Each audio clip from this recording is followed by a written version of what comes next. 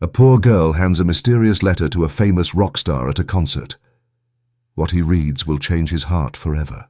Hello and welcome to 80s Love Stories, where I, your favorite narrator, Christopher, bring you an exciting love story straight from the unforgettable 1980s. Get ready for a journey full of nostalgia and incredible twists. Today's story is truly remarkable, with an ending that's sure to touch your heart and leave you amazed. So, stay with me until the very last moment. I hope this experience is unforgettable for you, and may God bless you and your family. Now, let's get started. The screams of thousands of fans filled the Chicago stadium as Marcus Rivers strutted across the stage, his leather jacket gleaming under the spotlights. His band, the Night Riders, was at the peak of their success, riding high on their third platinum album. But Marcus was tired of the endless touring, the screaming fans, the hollow relationships. He didn't notice her at first. Rachel Thompson stood in the front row, clutching a worn envelope in her trembling hands. She wasn't screaming like the other fans.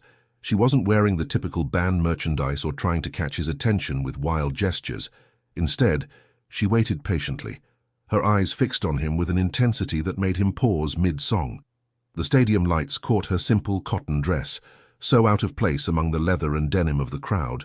Her brown hair was pulled back in a practical ponytail, and she looked like she belonged in a library rather than a rock concert. As Marcus launched into their biggest hit, Midnight Dreams, Rachel carefully reached into her pocket and pulled out some coins, counting them slowly. A security guard watched her with suspicious eyes, but she paid no attention to him. The concert continued, the energy electric. But Marcus found his gaze repeatedly drawn to the quiet girl in the front row.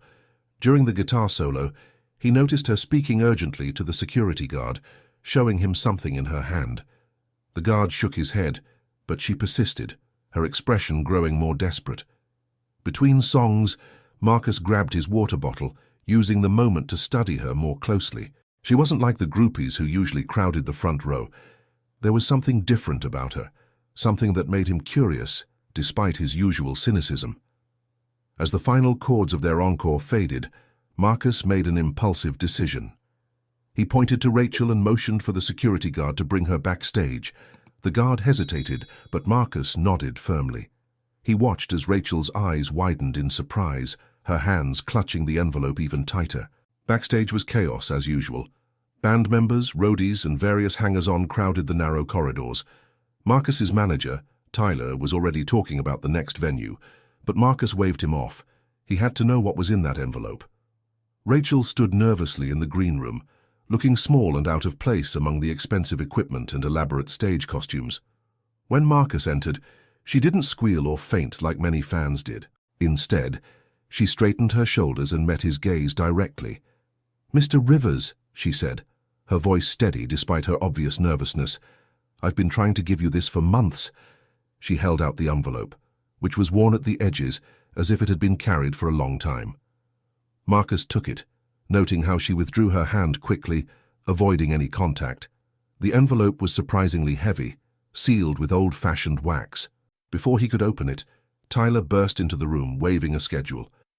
"Marcus, we need to leave now if we're going to make it to Detroit by morning," Tyler insisted, eyeing Rachel with barely concealed suspicion. Marcus glanced at the envelope, then at Rachel. "Wait here," he told her. "I want to read this properly." But when he turned back after arguing with Tyler about the schedule, Rachel was gone. The security guard said she'd slipped out quietly, refusing to leave her name or any contact information. Marcus stared at the envelope in his hands, his curiosity growing. What could be so important that this quiet girl would spend months trying to deliver it?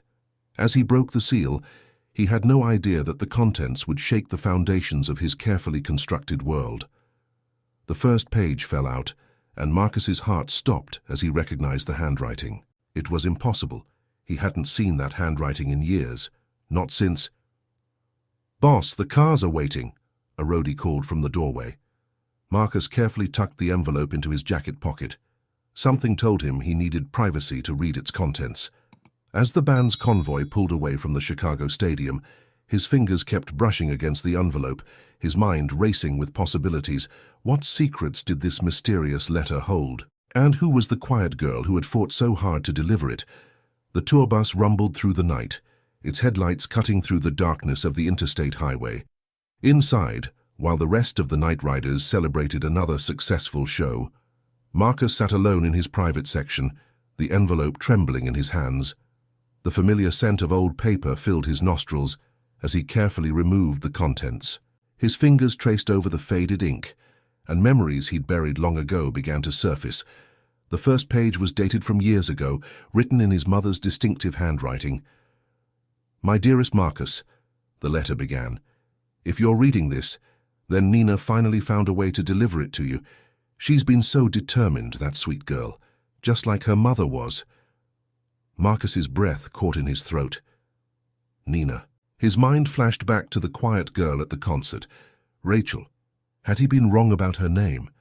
The letter continued, each word hitting him like a physical blow. "I know you think I abandoned you when you were young. The story you were told, that I ran away with another man. It's what your father wanted you to believe, but there's so much you don't know, son. So much I need to tell you." The bus hit a pothole, jolting Marcus back to reality. Outside his window, neon signs from roadside diners and motels flickered past, their garish colors a stark contrast to the emotional storm brewing inside him. He took a deep breath and continued reading. His mother's letter revealed a truth he'd never imagined. She hadn't abandoned them at all. She'd been forced to leave, threatened by his father's gambling debts and the dangerous people he'd gotten involved with. She'd left to protect Marcus, making a deal with his father's creditors to work off his debts in exchange for their leaving her family alone. "I've spent years working as a waitress in a small diner in Springfield," the letter continued. "Every penny I earned went to paying off your father's debts. I watched your career from afar, collecting every magazine article, every newspaper clipping. I saw you change from that sweet boy who loved music into the hardened star you've become. But I never stopped loving you, never stopped hoping I'd find a way to tell you the truth." Marcus wiped his eyes, surprised to find tears there. The next page was newer, the ink fresher. "I'm sick now, Marcus. The doctors say I don't have much time left. That's when I met Rachel, though you might know her as Nina. She's been like a daughter to me these past few years, working alongside me at the diner. When she learned who you were, she made it her mission to deliver this letter. She spent every spare dollar on concert tickets, trying to reach you." The tour bus pulled into a rest stop. Outside, Marcus could hear his bandmates laughing, probably heading to the vending machines for late-night snacks, but he remained frozen, absorbing every word. His mother had passed away months ago, the letter revealed. Her final wish was for Marcus to know the truth. Rachel, or Nina, as his mother knew her, had promised to fulfill that wish, no matter how long it took. The final pages contained something that made Marcus's hands shake. Old photographs, ticket stubs from his earliest shows, and newspaper clippings his mother had saved. There was even a faded picture of him as a child, sitting at their old piano, his mother's loving smile visible as she watched him play. "Hey, Marcus," Tyler's voice interrupted his thoughts. "We've got that radio interview in 20 minutes. Need you focused." Marcus carefully tucked the letter away, his mind racing. The girl, Rachel or Nina, she was still in Chicago. She had to be. And she was his last connection to the mother he'd spent years trying to forget. "Cancel the interview," he said, emerging from his section of the bus. "Cancel Detroit too. I'm going back to Chicago." Tyler's face reddened. "Are you insane?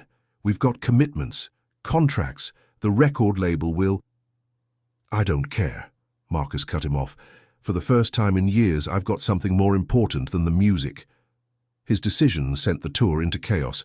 Band members argued, managers made frantic phone calls, but Marcus remained unmoved. He hired a private car and began the journey back to Chicago while his tour bus continued to Detroit without him. During the long drive, Marcus remembered all the times he'd sung about pain and loss on stage, thinking he understood those emotions. But now, reading and rereading his mother's words, he realized his songs had barely scratched the surface of real feelings. The sun was rising over Lake Michigan when his car reached Chicago. Marcus had spent the night making calls, hiring private investigators to track down any diners in Springfield where his mother might have worked. It wasn't much to go on, but he had to find Rachel, or Nina, whatever her name was. She was the only one who could tell him more about his mother's final years. The private investigators turned up several possibilities, but one stood out: Joe's Corner Diner. A small establishment where two waitresses had recently quit, one due to passing away, the other leaving shortly after. Marcus directed his driver to Springfield, his heart pounding with each mile. The diner was exactly as his mother described in her letter, a small, chrome-trimmed building with a neon sign that flickered weakly in the morning light. Through the windows, he could see the breakfast crowd starting to filter in, truckers and early shift workers seeking their morning coffee. As he stepped out of the car, a passing waitress dropped her tray in shock, recognizing him instantly. But Marcus barely noticed. His eyes were fixed on a wall inside the diner, a wall covered in photographs, and there, in the center, was a picture of his mother, arm in arm with Rachel, Nina, both wearing the diner's uniform, both smiling broadly at the camera. The door chimed as he entered, the smell of coffee and bacon filling the air. An elderly man behind the counter, presumably Joe, was the first to speak. "Well, I'll be damned," he said, wiping his hands on his apron. Sharon always said her son was famous, but none of us quite believed it until Nina showed us the magazines. Marcus's heart skipped. "Nina, is she here? I need to find her." Joe's face fell. "She quit right after your mother passed. Said she had something important to do. Haven't seen her since. Though she writes sometimes. Sweet girl, that one. Worked here for years, sending most of her money to her sick grandmother, yet somehow managed to buy concert tickets whenever your band was within driving distance." The pieces were falling into place. While Marcus had been living the high life, his mother had been here, working double shifts to pay off his father's debts. And Nina, Rachel, whatever her real name was, had been here too, watching over his mother while secretly trying to reunite them. "Do you have any way to contact her?" Marcus asked, trying to keep the desperation out of his voice. Joe hesitated, then reached under the counter and pulled out a small address book. "She made me promise not to give out her information," he said slowly. "But Sharon, your mother, she would have wanted you to find her." He wrote something on a napkin and handed it to Marcus. It was an address in a small town just outside Chicago. "Nina's grandmother passed recently," Joe explained. "Left her a small house. Last I heard, that's where she was staying." Marcus stared at the address, his fingers tracing the hastily written numbers. After years of playing the biggest venues in the world, after all the gold records and magazine covers, his entire world had narrowed down to this one small piece of paper. He had to find her, not just to learn more about his mother, but because something about Nina's quiet determination, her selfless mission to deliver that letter, had awakened something in him, something he thought he'd lost years ago in the blur of fame and success. As Marcus walked back to his car, clutching both the letter and the address, he realized that his latest hit song, Midnight Dreams, had it all wrong. Real dreams didn't come with spotlights and screaming fans. They came on quiet mornings in small diners, with the smell of coffee in the air and truth finally finding its way home. The small town outside Chicago seemed frozen in time. As Marcus's car cruised down Main Street, he passed a record store with vinyl albums displayed in the window, including the Night Riders' latest release. A group of teenagers outside the store did a double take as his car passed, but Marcus barely noticed. His eyes were fixed on the house numbers, searching for the address Joe had given him. The neighborhood was modest, small houses with well-kept yards, bicycles leaning against porches, and the occasional classic car parked in a driveway. It was the kind of place where everyone knew everyone else's business, which made Marcus increasingly aware of how out of place his expensive car looked. He found the house at the end of a quiet street. It was a small white cottage with blue shutters and a garden that showed signs of recent care. An old Volkswagen Beetle was parked in the driveway, covered in bumper stickers from various music festivals, including, he noticed with a start, several from Night Riders concerts. Marcus sat in his car, gathering his courage. Through the front window, he could see movement. Someone walking past, carrying what looked like a laundry basket. His heart raced. After all the stadiums, all the screaming fans, Why did this quiet moment feel more terrifying than any performance? Before he could change his mind, he got out of the car. The sound of a radio drifted from somewhere nearby, playing Sweet Dreams by the Eurythmics. Marcus walked up the path to the front door, his boots crunching on the gravel. He raised his hand to knock, but before he could, the door opened. Nina stood there, still wearing the same simple style she'd had at the concert, but now in jeans and a worn denim jacket. She didn't seem surprised to see him. "I saw your car," she said quietly. "The neighbors probably think we're being invaded by Hollywood." A small smile played at the corners of her mouth, but her eyes remained serious. "You never told me your real name," Marcus said, his voice rougher than he intended. "Rachel." "Nina. Nina Rachel Thompson," she replied. "But your mother always called me Nina." She stepped back from the door. "Would you like to come in? I have coffee brewing." The inside of the house was modest but warm, filled with second-hand furniture and each. Marcus noticed more music memorabilia. Album covers decorated one wall, arranged chronologically, the history of rock and roll displayed in vinyl. His own albums were there, including their first, barely successful release. "You really are a fan," he said, following her to the kitchen. Nina poured coffee into 2 mismatched mugs. "The music got me through some tough times. But that's not why I tried so hard to reach you." She handed him a mug. "Your mother talked about you every day. She kept hoping you'd walk into that diner someday, even though she knew you were playing stadiums by then." Marcus sat at the small kitchen table, the letter burning a hole in his jacket pocket. "Why didn't she try to contact me sooner?" Nina's face softened. "She did. She wrote to your management, your record label. But you were so big by then. I guess those letters never made it past your handlers." She paused. "And she was still paying off your father's debts. She was afraid if she disrupted your life, those people might come after you instead. But the debts were paid off eventually." Nina nodded. "Just before she got sick, she finally felt free to tell you everything. But by then..." She trailed off, busying herself with wiping an already clean counter. "The cancer moved fast," she continued after a moment. "But she never lost hope that you'd know the truth someday. She made me promise." Marcus stared into his coffee cup, memories washing over him. "I was so angry at her. All these years, I thought..." He looked up at Nina. "Why didn't you just tell me at the concert? Why just hand me the letter and disappear?" Nina sat across from him, her hands wrapped around her own coffee mug. "Your mother wanted you to read her words first. She wrote that letter over many years, adding to it, revising it. Those were her truths to tell, not mine." A comfortable silence fell between them, broken only by the distant sound of wind chimes from the back porch. Marcus found himself studying Nina's face, seeing in it the same quiet strength he'd noticed at the concert. "Did she suffer?" he asked finally, the question he'd been afraid to voice. Nina's eyes filled with tears, but her voice remained steady. "No. She was peaceful at the end. We played your music." She stood up suddenly, disappearing into another room. When she returned, she was carrying a small box. "She wanted you to have these, too," Nina said, placing it on the table. "I was supposed to find a way to give them to you after you'd read the letter." Marcus opened the box with trembling hands. Inside were dozens of small treasures.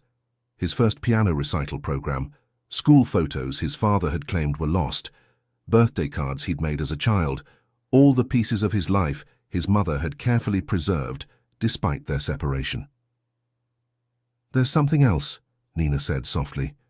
She reached into the box and pulled out a cassette tape, unlabeled, except for a date written in his mother's handwriting. "She recorded this the week before. She wanted you to hear her voice one last time." Marcus stared at the tape, his vision blurring. Without a word, Nina stood and walked to a shelf where an old boombox sat.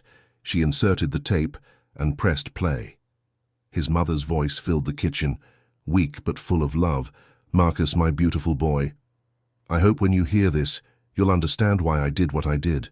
And I hope you'll forgive me." As the tape played, Marcus felt years of anger and hurt begin to crumble.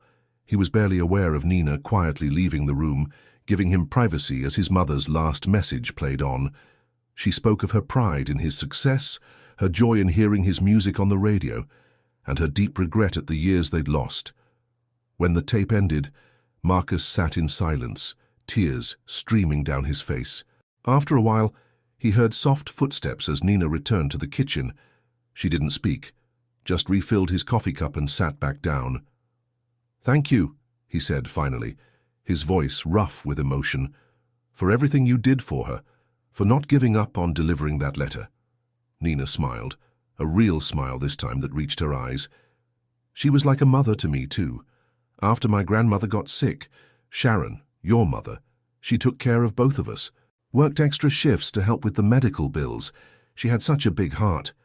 "Did she ever resent me?" Marcus asked. "For not looking for her?" Nina shook her head firmly. "Never. She understood why you believed what you did. She just wanted you to know the truth before it was too late." As the afternoon light began to fade, they sat in that small kitchen, sharing stories about his mother. Nina told him about the regular customers at the diner who'd loved her, about her fantastic chocolate pie recipe, about how she'd sing along to his songs on the radio during slow shifts. Marcus found himself opening up too, sharing memories of his early childhood, before everything fell apart. For the first time in years, he felt like he was talking to someone who saw him as Marcus, not as the famous rock star he'd become. When he finally stood to leave, the sky outside had turned purple with dusk. Nina walked him to the door, but before she could open it, Marcus turned to her. "There's going to be a tribute concert," he said, "for my mother. Nothing big, not in a stadium. Just real. Would you help me plan it?" Nina's eyes widened in surprise. "Are you sure? Won't your management team have something to say about that?" Marcus smiled, feeling lighter than he had in years. "Let them talk. It's time I started making music for the right reasons again." As he walked back to his car, Marcus felt something shift inside him. The anger he'd carried for so long was being replaced by something else: understanding, forgiveness, and maybe even the beginning of healing. He turned back to wave at Nina, who stood in the doorway watching him leave. In the growing darkness, with the porch light creating a soft glow around her, she looked nothing like the quiet girl who'd stood in the front row of his concert. She looked like family. Planning the tribute concert turned out to be more challenging than Marcus had anticipated. Tyler, his manager, was furious about the cancelled tour dates and became even more agitated when Marcus insisted on holding the concert at Joe's Corner Diner. "You want to play at a diner?" Tyler paced the hotel room, running his hands through his hair. "Do you have any idea what this will do to your image? The press will have a field day." Marcus sat calmly at the desk, looking through old photographs of his mother. "Then let them. I'm done living my life for the cameras." The news of Marcus Rivers planning an intimate concert spread through the small town like wildfire. Joe had initially protested, worried about the crowd such an event would draw, but Nina had a solution. She suggested setting up in the large parking lot behind the diner, keeping the event small and personal. Over the next few weeks, Marcus found himself spending more and more time at Nina's cottage, going through his mother's belongings and planning the tribute. They worked on the set list together, Nina suggesting songs that his mother had particularly loved, Marcus rearranging them to be played acoustically. One evening, as they sat on Nina's back porch sorting through old photographs, Marcus picked up his guitar and started playing a melody he'd been working on. Nina looked up from the photo album, listening intently. "That's new," she said softly. "It doesn't sound like your usual style." Marcus nodded, continuing to play. "It's something I started writing after reading Mom's letter. It's about forgiveness, I suppose, and finding truth in unexpected places." Nina closed the album and listened as Marcus began to sing quietly. The lyrics spoke of lost time and second chances, of letters carried across years and truths hidden in plain sight. When he finished, Nina had tears in her eyes. "Sharon would have loved it," she whispered. The prep work for the concert transformed the diner's parking lot. Local businesses donated chairs and small tables. Someone strung lights between poles, creating a warm, intimate atmosphere. The night riders, road crew, who had worked with Marcus for years, volunteered their time to set up a modest sound system. Word spread through music industry channels, and soon reporters began showing up in town, trying to understand why one of rock's biggest stars was planning to play in a diner parking lot. Marcus avoided their questions, but the locals were happy to talk about Sharon, the kind waitress who had worked double shifts and never complained, who had been so proud of her son's success. The night before the concert, Marcus couldn't sleep. He drove to the diner, finding Nina there arranging photographs on a memorial board. She had included pictures of Sharon throughout her years at the diner, including many with regular customers who had become like family to her. "I keep thinking about something," Marcus said, helping her hang the last few photos. "All those years, when I was playing huge venues, making millions. She was here working double shifts to pay off Dad's debts. I could have helped her if I'd known." Nina touched his arm gently.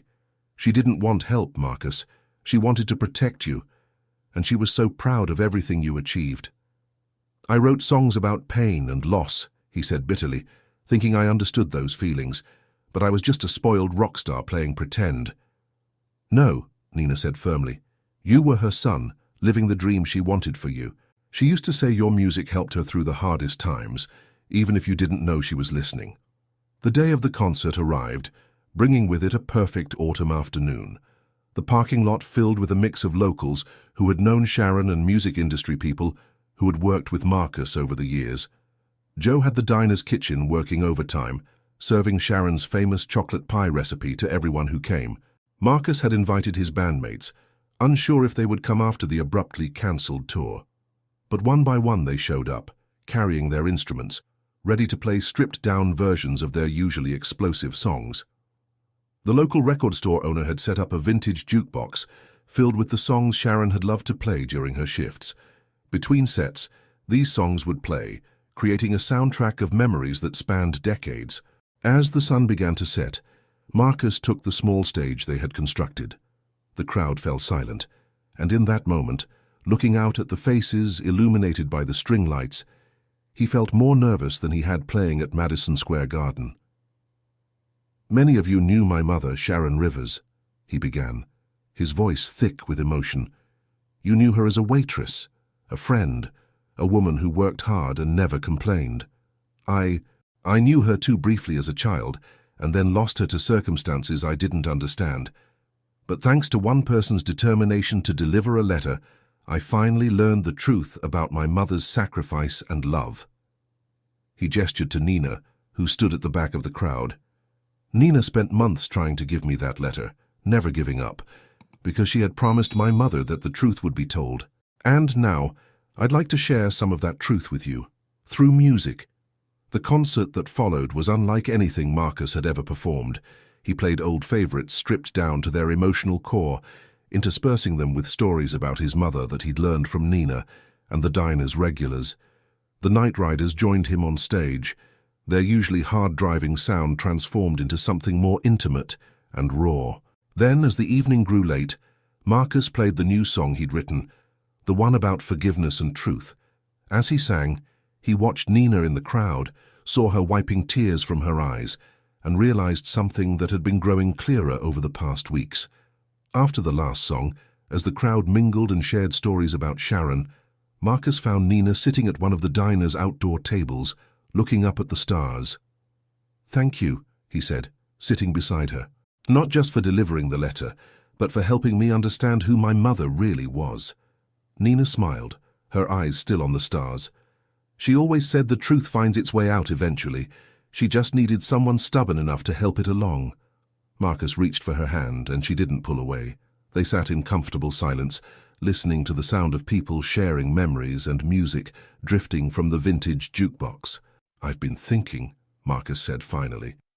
"The record label wants a new album, but I don't want to make the same kind of music anymore. I want to tell real stories about real people and real feelings." "Your mother would like that," Nina said softly. "Would you help me?" he asked. "You knew her best in those last years. Maybe together we could write songs that tell her story. And ours." Nina turned to look at him, really look at him, and in her eyes, Marcus saw not the rock star he'd become, but the person he wanted to be. "Yes," she said simply. As if on cue, the jukebox began playing "Stand By Me," one of Sharon's favorite songs. Marcus stood and held out his hand to Nina. "Dance with me." Under the string lights, with the stars above and memories of Sharon all around them, they swayed to the music. Marcus felt Nina's head rest against his shoulder, and he knew that while one chapter of his life had ended, another was just beginning. The following morning, local papers would run stories about the famous rock star who played in a diner parking lot. Music magazines would speculate about his sudden change in direction, but none of that mattered to Marcus anymore. What mattered was the truth his mother had fought to share, the love she had never stopped giving, and the quiet girl who had carried her final message until it found its way home. Together, they would write new songs, tell new stories, and keep Sharon's memory alive through music that came from the heart. And somewhere, Marcus liked to think, his mother was smiling, knowing that her last letter had done more than just tell the truth. It had healed old wounds, brought people together, and reminded everyone that love, like music, finds its way to those who need it most. As Marcus and Nina continued to dance, the last notes of "Stand By Me" fading into the night air, he finally understood what his mother had written in her letter. Sometimes the greatest songs aren't the ones that make the most noise, but the ones that speak the quietest truths. Okay, here's a long epilogue that continues the story of Marcus Rivers and Nina. Rachel. Epilogue. 5 years later. The neon sign of the Starlight Diner hummed softly in the twilight, casting a warm glow over the small parking lot where it all began. It wasn't Joe's Corner Diner anymore. A tasteful wooden sign above the door now read Sharon's Place, and the aroma of freshly baked chocolate pie wafted through the open windows, a fragrant tribute to the woman whose love had changed everything. Inside, Marcus Rivers sat at a corner table, a worn notebook open before him, a half-finished song scrawled across the page. He strummed his guitar softly, the melody a blend of rock and folk, a sound that had become his signature in the years since the tribute concert. He glanced up as the bell above the door chimed, a familiar smile lighting up his face as Nina walked in. She was no longer the quiet girl from the concert crowd. Her eyes, once filled with a determined sadness, now sparkled with a quiet joy. Her simple dresses had been replaced by jeans and band tees, but her style remained uniquely her own. "Late night again?" Nina asked, sliding into the booth across from him. She placed a hand over his, her fingers tracing the lines of his new song. "Just working on something new," Marcus replied, his gaze lingering on their intertwined hands. "Thinking about Mom and that first concert here." Nina squeezed his hand gently. "It feels like a lifetime ago, doesn't it? So much has changed." And it had. The tribute concert at Joe's Corner Diner had been a turning point, not just for Marcus, but for everyone who had known Sharon. The raw emotion of that night, the stories shared, the music played. It had resonated far beyond the small town. The press, initially skeptical, had been captivated by the story of the rock star who rediscovered his roots in a small-town diner. Marcus's subsequent album, Letters Home, a collection of songs inspired by his mother's letter and his journey of rediscovery, had become a critical and commercial success, topping the charts in a way his earlier work never had. But it wasn't the fame or the accolades that mattered most to Marcus. It was the music itself, the way it had become a vessel for truth and healing, a way to connect with people on a deeper level. He had traded stadiums for smaller, more intimate venues, his performances now filled with a raw honesty that resonated with audiences who craved authenticity. The Night Riders, initially resistant to Marcus's change in direction, had come around eventually. They had rediscovered their own love for music, freed from the pressures of the industry machine. They were still a band, but they were also something more. A family, bound together by shared history and a newfound respect for the power of music. Nina had become an integral part of Marcus's new life. Her knowledge of his mother's life, her understanding of the small-town heart that beat beneath the rock star exterior, had helped him navigate this new chapter. They had written songs together, their creative partnership blossoming into something deeper, something neither had expected. "Remember that first night at your grandmother's house?" Marcus asked, a playful glint in his eyes. "You played Mom's cassette tape and I cried like a baby." Nina laughed, a warm, genuine sound that filled the diner. "You weren't the only one," that tape. It was like she was right there in the room with us. They fell silent for a moment, remembering Sharon's voice, her final message of love and forgiveness.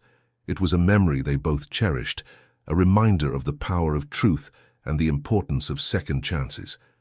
"I still can't believe you convinced Joe to sell you the diner," Marcus said, shaking his head in mock disbelief. Nina grinned. He was ready to retire, and someone needed to keep Sharon's chocolate pie recipe alive. "Besides," she added, her eyes twinkling, "I figured a famous rock star needed a place to hang his guitar when he wasn't on tour." And so, they had transformed Joe's Corner Diner into Sharon's place, a haven for locals and a pilgrimage site for fans who wanted to connect with the story that had inspired Marcus's music. The walls were lined with photographs, Sharon's smiling face alongside pictures of Marcus as a child, images from the tribute concert, and snapshots of the countless musicians who had graced the diner's small stage over the years. The jukebox, filled with Sharon's favorite songs, still played in the corner, a constant reminder of the woman whose love had brought them all together. And every year, on the anniversary of the tribute concert, they held a small, intimate gathering, a celebration of music, memories, and the enduring power of family. "Do you ever miss it?" Nina asked suddenly, her voice soft. "The stadiums, the screaming fans, the whole rock star life." Marcus considered the question carefully. "Sometimes," he admitted, "but not the way you might think. I miss the energy, the connection with the crowd, but I don't miss the emptiness, the feeling that I was always chasing something I could never quite catch." He looked at Nina, his eyes filled with a depth of emotion that only she could understand. "I found what I was looking for here," he said softly. "In this small town, in this diner, in your eyes." Nina's hand tightened around his. "Me too," she whispered. "I never imagined my promise to your mother would lead me here, to this life, to you." A comfortable silence settled between them, the kind of silence that only comes from years of shared history, of unspoken understanding. Marcus picked up his guitar again, his fingers finding the chords of a new song, a melody that spoke of love found in unexpected places, of second chances and new beginnings. As he played, Nina leaned her head against his shoulder, her presence a comforting warmth in the quiet diner. The music filled the space, a testament to the journey they had taken together, a journey that had begun with a letter and a promise, and had led them to a place where they both belonged. Outside, the neon sign of Sharon's place hummed its gentle song, a beacon of hope and healing in the quiet town. And as the first rays of dawn began to paint the sky with hues of pink and gold, Marcus and Nina knew that their story, like the music they created, was far from over. It was a story that would continue to be written, one song, one memory, one shared moment at a time, a story about the enduring power of love, the magic of second chances, and the quiet truths that bind us all together. Thank you for watching today's story. What did you think?